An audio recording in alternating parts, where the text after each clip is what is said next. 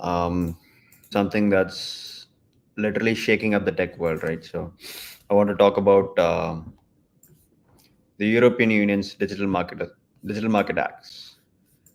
Um, if you're into tech or just curious about how some of the biggest companies in the world, like Apple, Google, or even Meta, are being forced to change their ways, then I think you're in for a pretty good treat. So we're going to break down what this new law means and how this is affecting the tech giants, right? And we'll also look into why this actually matters for you and me and everyone who basically uses digital services. So, what is this Digital Markets Act? So, DMA is a new law from the European Union, right? So, and its main goal is to increase competition in digital market across European Union. You see, over the years, certain companies have become big and so powerful that they are now considered as gatekeepers. Gatekeepers meaning they control key services and platforms that most of us use daily. So, like search engines, social media, app stores, and even messaging apps. So, the companies labeled as gatekeepers under the DMA, um, they include some pretty familiar names.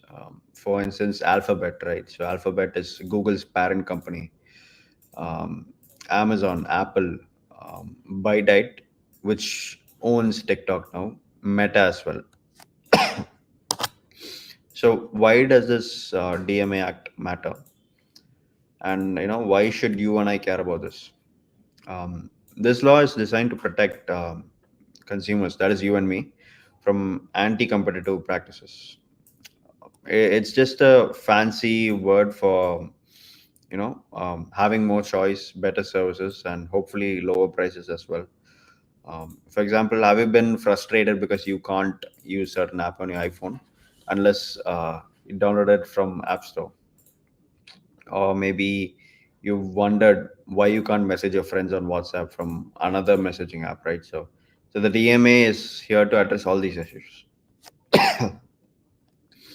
And I think there are specific changes that will be happening soon. So let's talk about that. So under DMA, these gatekeepers are required to make some pretty significant changes on how they operate on a daily basis.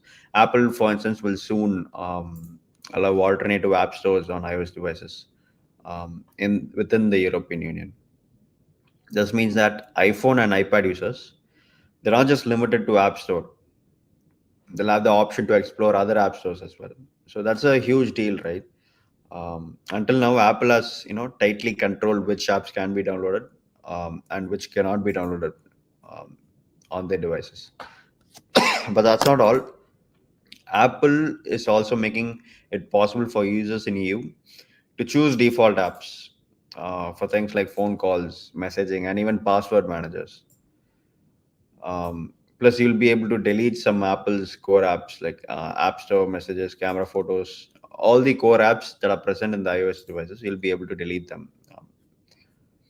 Also, I think Meta, the company behind Facebook and WhatsApp, is also starting to feel some heat from the DMA. One of the most exciting changes is the WhatsApp will have to made operable with other messaging services. So, having said all this, what does this mean, right? So, it means you could soon be able to message someone on WhatsApp, even if you're on a different messaging app. This could make communication across different platforms more easy and convenient. So, think about it. You're using Telegram, and from that platform, you can message someone on WhatsApp. So, Google, on the other hand, will be giving you users more control over their data. Specifically, users will be able to choose the which servers can share the data with Google. So that's a big win for privacy advocates, right? So, um, speaking about DMA, there has been a lot of ongoing challenges as well. Challenges, especially criticism. You can imagine these changes are not coming without a fight.